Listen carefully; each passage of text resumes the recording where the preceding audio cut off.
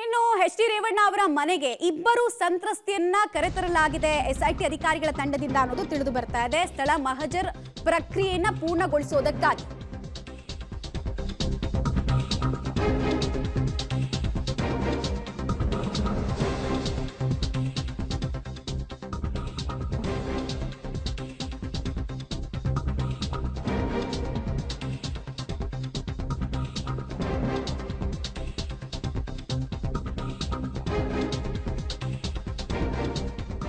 ಹೊಳೆನರಸೀಪುರದ ರೇವಣ್ಣ ನಿವಾಸದಲ್ಲಿ ಸ್ಥಳ ಮಹಜರ್ ಪ್ರಕ್ರಿಯೆ ನಡೆಸೋದಕ್ಕೆ ಅಂತ ಸಾಕ್ಷಿಗಳನ್ನ ಕಲೆ ಹಾಕೋ ನಿಟ್ಟಿನಲ್ಲಿ ಇಬ್ಬರು ಸಂತ್ರಸ್ತೆಯರೊಂದಿಗೆ ಎಸ್ಐಟಿ ಸ್ಥಳ ಮಹಜರ್ ಪ್ರಕ್ರಿಯೆಗೆ ಅಂತ ಹೇಳಿ ಅಧಿಕಾರಿಗಳ ತಂಡ ಬಂದಿರೋದ್ರ ಬಗ್ಗೆ ಕೂಡ ಮಾಹಿತಿ ಲಭ್ಯ ಆಗ್ತಾ ಇದೆ. ಅವರಿಂದ ಕಂಪ್ಲೀಟ್ ಆಗಿ ಅಂದ್ರೆ ಯಾವ ಜಾಗದಲ್ಲಿ ಇನ್ಸಿಡೆಂಟ್ ಆಯಿತು, ಎಲ್ಲಿ ಸಮಸ್ಯೆ ಆಯಿತು, ಯಾರಿದ್ರು ಈ ಸಂದರ್ಭದಲ್ಲಿ ಮನೆಯಲ್ಲಿ, ಜೊತೆಗೆ ಯಾವ ಜಾಗದಲ್ಲಿ ಅತಿ ಹೆಚ್ಚು ಕಿರುಕುಳ ಆಗಿದೆ ಅನ್ನೋದರ ಮಾಹಿತಿ ಕಲೆ ಹಾಕೋ ನಿಟ್ಟಿನಲ್ಲಿ ಇಬ್ಬರು ಮಹಿಳಾ ಪೊಲೀಸ್ ಅಧಿಕಾರಿಗಳ ನೇತೃತ್ವದಲ್ಲಿ ಎಸ್ಐಟಿ ತಂಡ ಸ್ಥಳ ಮಹಜರ್ ಪ್ರಕ್ರಿಯೆಯನ್ನ ಮಾಡ್ತಾ ಇದೆ. ಆಮೇಲೆ ಇಂತಹ ಪ್ರಕರಣದಲ್ಲಿ ಸ್ಥಳ ಮಹಜರ್ ಮಾಡೋದು ಅತ್ಯಂತ ನಿರ್ಣಾಯಕ ಆಗುತ್ತೆ.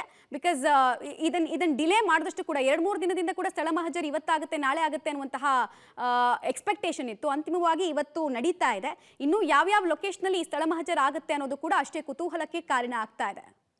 ಸದ್ಯಕ್ಕೆ ಹೊಳೆನರಸೀಪುರ ಮನೆಯಲ್ಲಿ ಅತ್ಯಾಚಾರದ ಬಗ್ಗೆ ದೂರು ಕೊಟ್ಟಿದ್ದಂತಹ ಸಂತ್ರಸ್ತ ಮಹಿಳೆ ಎಲ್ಲೆಲ್ಲಿ ತನಗೆ ಸಮಸ್ಯೆ ಆಯಿತು, ಯಾವ ಸಮಯ, ಆಗ ಯಾರಿದ್ರು, ಅಕ್ಯೂಸ್ ಏನ್ ಮಾಡ್ತಾ ಇದ್ರು, ಮತ್ತು ಅವರು ಯಾವ ಕಾರ್ಯದಲ್ಲಿ ನಿರತರಾಗಿದ್ರು, ಈ ಥರದ್ದೆಲ್ಲ ಇನ್ಫಾರ್ಮೇಷನ್ ಅನ್ನ ಅಧಿಕಾರಿಗಳಿಗೆ ಕೊಡೋದ್ರ ಮೂಲಕ ಆ ಕ್ರೈಮ್ ಸೀನ್ ಎನಾಕ್ಟ್ ಮಾಡುವಂತಹ ಪ್ರಯತ್ನವನ್ನ ಕೂಡ ಸ್ಥಳ ಮಹಜರ್ ಪ್ರಕ್ರಿಯೆಯಲ್ಲಿ ಮಾಡಲಾಗುತ್ತೆ. ಸೊ ಇವ್ರು ಕೊಡುವಂತಹ ಇನ್ಫಾರ್ಮೇಷನ್ನ ಜೊತೆಗೆ ಮತ್ತೆ ಅಕ್ಯೂಸ್ಗಳನ್ನ ಇದೇ ಸ್ಥಳ ಮಹಜರ್ ಪ್ರಕ್ರಿಯೆಯಲ್ಲಿ ಅವ್ರನ್ನೂ ಕೂಡ ಒಳಗೊಳಿಸಲಾಗುತ್ತೆ. ಇವ್ರು ಹೇಳುವಂತಹ ಇನ್ಫಾರ್ಮೇಷನ್, ಅವ್ರು ಹೇಳುವಂತಹ ಇನ್ಫಾರ್ಮೇಷನ್ ಕೂಡ ಇಲ್ಲಿ ಕಲೆ ಹಾಕಲಾಗುತ್ತೆ. ಡೀಟೇಲ್ಸ್ ಕೊಡ್ತಾರೆ ನಮ್ಮ ಇಬ್ಬರು ಪ್ರತಿನಿಧಿಗಳು ಜಾಯ್ನ್ ಆಗ್ತಾ ಇದ್ದಾರೆ. ಒಂದ್ ಕಡೆಗೆ ನಾರಾಯಣಗೌಡರು, ಇನ್ನೊಂದು ಕಡೆಗೆ ಶಶಿಧರ್, ಇಬ್ರು ಕೂಡ ಜಾಯ್ನ್ ಆಗ್ತಾ ಇದ್ದಾರೆ. ಶಶಿಧರ್, ಸ್ಥಳ ಮಹಜರ್ ಪ್ರಕ್ರಿಯೆಗೆ ಸಂಬಂಧಪಟ್ಟಂತೆ ಏನೇನ್ ಮಾಹಿತಿ ಲಭ್ಯ ಆಗ್ತಾ ಇದೆ? ಒಂದೇ ಜಾಗದಲ್ಲಿ ಸ್ಥಳ ಮಹಜರ್ ಆಗಿರೋದಾ? ಇವತ್ತೇ ಒಂದೇ ದಿನದಲ್ಲಿ ಈ ಸ್ಥಳ ಮಹಜರ್ ಪ್ರಕ್ರಿಯೆನ ಮುಗಿಸ್ತಾರಾ ಎಸ್ಐಟಿ ಅಧಿಕಾರಿಗಳು? ಮಮತಾ, ಏನು ಮಾಜಿ ಸಚಿವ ಎಚ್.ಡಿ. ರೇವಣ್ಣ ಹಾಗೂ ಸಂಸದ ಪ್ರಜ್ವಲ್ ರೇವಣ್ಣ ವಿರುದ್ಧ ಒಂದು ಲೈಂಗಿಕ ಕಿರುಕುಳ ಹಾಗೂ ಮತ್ತೊಂದು ಅತ್ಯಾಚಾರ ಪ್ರಕರಣ ಏನು ದಾಖಲಾಗಿದೆ, ಇದರ ತನಿಖೆಯನ್ನು ಎಸ್ಐಟಿ ತಂಡ ಚುರುಕುಗೊಳಿಸಿರ್ತಕ್ಕಂಥದ್ದು. ಈಗ ನೀವು ದೃಶ್ಯದಲ್ಲಿ ಗಮನಿಸಬಹುದು, ಇದು ಹೊಳೆನರಸೀಪುರದಲ್ಲಿರ್ತಕ್ಕಂತಹ ಮಾಜಿ ಸಚಿವ ಎಚ್.ಡಿ. ರೇವಣ್ಣ ಅವರ ಚನ್ನಂಬಿಕಾ ನಿವಾಸ. ಸುಮಾರು 11:30ಗೆ ಎಸ್ಐಟಿ ತಂಡ ಸಂತ್ರಸ್ತ ಇಬ್ಬರು ಮಹಿಳೆಯರನ್ನ ಇಲ್ಲಿಗೆ ಕರ್ಕೊಂಡು ಬಂದಿರೋ. ಒಬ್ಬರು ಮಹಿಳೆಯರು ಏನು ಹೊಳೆನರಸೀಪುರ ನಗರ ಪೊಲೀಸ್ ಠಾಣೆಗೆ ಲೈಂಗಿಕ ಕಿರುಕುಳ ಕೊಟ್ಟರೆ ಅಂತ ದೂರು ನೀಡಿದ್ರು ಆ ಸಂತ್ರಸ್ತೆ, ಹಾಗೂ ಮತ್ತೋರ್ವ ಮಹಿಳೆ ಏನು ನನ್ನ ಮೇಲೆ ಅತ್ಯಾಚಾರ ಆಗಿದೆ ಅಂತ ಹೇಳಿ ನ್ಯಾಯಾಧೀಶರ ಮುಂದೆ ಹೇಳಿದರು. ಆ ಸಂತ್ರಸ್ತೆಯನ್ನು ಸಹ ಇಲ್ಲಿ ಕರ್ಕೊಂಡು ಅವರು ಹೇಳಿಕೆಯಲ್ಲಿ ಹೊಳೆನರಸೀಪುರದಲ್ಲೂ ನಿವಾಸದಲ್ಲೂ ನನ್ನ ಮೇಲೆ ಅತ್ಯಾಚಾರ ಆಗಿತ್ತು ಅಂತ ಹೇಳಿದರು. ಹಾಗಾಗಿ ಇಬ್ಬರು ಸಂತ್ರಸ್ತರನ್ನ ಈಗ ಹೊಳೆನರಸೀಪುರ ರೇವಣ್ಣ ಅವರ ನಿವಾಸಕ್ಕೆ ಕರ್ಕೊಂಡು ಬಂದು ಯಾವ ಸ್ಥಳದಲ್ಲಿ ಅದನ್ನು ಚಿತ್ರೀಕರಿಸಲಾಗಿತ್ತು, ಎಲ್ಲಿ ಅತ್ಯಾಚಾರವನ್ನು ಮಾಡಿದರು, ಎಲ್ಲಿ ಲೈಂಗಿಕ ಕಿರುಕುಳವನ್ನು ಕೊಟ್ಟರು, ಅದೆಲ್ಲವನ್ನು ಸಹ ಕೂಲಂಕುಷವಾಗಿ ಸಂತ್ರಸ್ತರಿಂದ ಹೇಳಿಕೆಯನ್ನು ಪಡೆದು ಅಲ್ಲಿ ಏನಾದರೂ ಸಾಕ್ಷಿಗಳು ಇದೆಯಾ ಅನ್ನೋದೇಳಿ ಸಂಗ್ರಹಿಸ್ತಾ ಇರೋದು. ಅಲ್ಲದೆ ಏನು ಸಂತ್ರಸ್ತರು ಹೇಳಿದರು ಆ ಎಲ್ಲ ಕಡೆನೂ ಹೋಗಿ ಅವರ ಹೇಳಿಕೆಗಳನ್ನು ಸಹ ಈಗ ರೆಕಾರ್ಡ್ ಮಾಡ್ಕೊಳ್ಳಾಗ್ತಿದೆ. ಇದಾದ ಬಳಿಕ ಏನು ಹಾಸನದಲ್ಲಿರ್ತಕ್ಕಂತಹ ಸಂಸದರ ನಿವಾಸಕ್ಕೆ ಇಬ್ಬರು ಸಂತ್ರಸ್ತರನ್ನು ಕರೆದುಕೊಂಡು ಹೋಗೋಕ್ಕೆ ಈಗಾಗಲೇ ಎಸ್ಐಟಿ ತಂಡ ಸಿದ್ಧತೆಯನ್ನು ಮಾಡಿಕೊಂಡಿದೆ. ಏನು ಸತತ 2 ಗಂಟೆಯಿಂದ ಎಚ್.ಡಿ. ರೇವಣ್ಣ ಅವರ ನಿವಾಸದಲ್ಲಿ ಸಂತ್ರಸ್ತೆ ದೂರಿನಲ್ಲಿ ಏನು ದಾಖಲನ್ನು ನೀಡಿದರು ಆ ಸ್ಥಳಗಳಿಗೆ ಕರೆದುಕೊಂಡು ಹೋಗಿ ಅವರ ಹೇಳಿಕೆಯನ್ನು ಪಡೆದು ಈಗ ರೆಕಾರ್ಡ್ ಮಾಡ್ಕೊಳ್ತಾ ಇರ್ತಕ್ಕಂಥದ್ದು.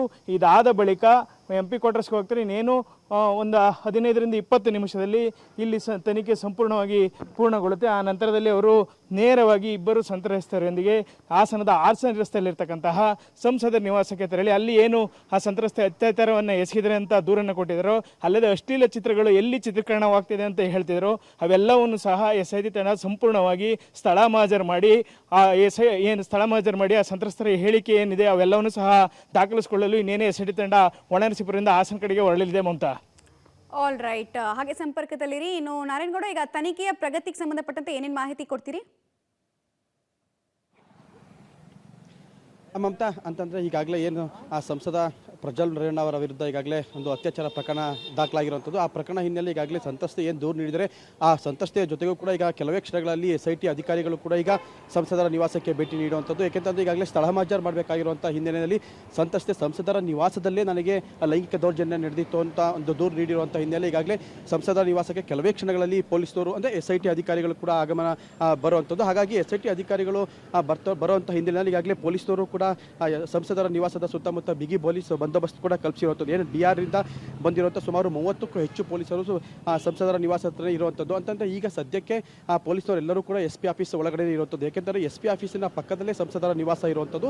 ಒಂದೇ ಒಂದು ಕಾಂಪೌಂಡು, ಬಲಭಾಗಕ್ಕೆ ಸಂಸದರ ನಿವಾಸ ಇದೆ, ಎಡಭಾಗಕ್ಕೆ ಎಸ್ ಪಿ ಕಚೇರಿ ಇರುವಂಥದ್ದು. ಹಾಗಾಗಿ ಈಗಾಗಲೇ ಪೊಲೀಸರು ಬಂದಂಥ ಡಿ ಆರ್ ಪೊಲೀಸರು ಎಲ್ಲರೂ ಕೂಡ ಎಸ್ ಪಿ ಆಫೀಸ್ ಕಚೇರಿ ಒಳಭಾಗದಲ್ಲಿ ಇರುವಂಥದ್ದು. ಅಲ್ಲಿಂದ ಈಗ ಸೀದಾ ಈಗ ಏನು ಕೆಲವೇ ಕ್ಷಣಗಳಲ್ಲಿ ಅಧಿಕಾರಿಗಳು SIT ಅಧಿಕಾರಿಗಳು ಸಂತ್ರಸ್ತೆಯನ್ನು ಕರ್ಕೊಂಡು ಸಂಸದರ ನಿವಾಸಕ್ಕೆ ಭೇಟಿ ನೀಡ್ತಾರೆ. ಆಗ ಆ ಪೊಲೀಸರು ಎಲ್ಲರೂ ಕೂಡ ಬದ್ಧತೆ ಕಲ್ಪಿಸುವಂಥದ್ದು. ಆದರೆ ಕಳೆದ 3-4 ದಿನಗಳಿಂದಲೂ ಕೂಡ SIT ಅಧಿಕಾರಿಗಳು ಬರ್ತಾರೆ ಅನ್ನೋ ನಿರೀಕ್ಷೆ ಇತ್ತು. ಆದರೆ ಇವತ್ತು ಸಂತ್ರಸ್ತೆ ಏನು ದೂರು ಕೊಟ್ಟಿದ್ದಾರೆ, ಸಂಸದರ ನಿವಾಸದಲ್ಲಿ ನನಗೆ ಲೈಂಗಿಕ ದೌರ್ಜನ್ಯ ನಡೆದಿತ್ತು ಅಂತ ದೂರು ಕೊಟ್ಟಿದ್ದಾರೆ. ಆ ಒಂದು ಸಂತ್ರಸ್ತೆಯನ್ನು ಸಹ ಕರ್ಕೊಂಡು ಆ SIT ಅಧಿಕಾರಿಗಳು ಕೆಲವೇ ಕ್ಷಣಗಳಲ್ಲಿ ಸಂಸದರ ನಿವಾಸದಲ್ಲಿ ಸ್ಥಳ ಮಹಾಜರು ನಡೆಸುವಂಥದ್ದು. ಮಮತಾ. ರೈಟ್, ಧನ್ಯವಾದ ನಾರಾಯಣಗೌಡ ಹಾಗೂ ಶಶಿಧರ್ ತಮ್ಮೆಲ್ಲ ಮಾಹಿತಿಗಾಗಿ. ಒಟ್ಟಿನಲ್ಲಿ ಗಮನಿಸ್ತಾ ಇದ್ರಿ ನೀವು ಸ್ಥಳ ಮಹಜರ್ ಪ್ರಕ್ರಿಯೆಗೆ ಯಾವ ರೀತಿ ಚುರುಕು ಕೊಟ್ಟಿದ್ದಾರೆ SIT ಅಧಿಕಾರಿಗಳ ತಂಡ ಅಂತ.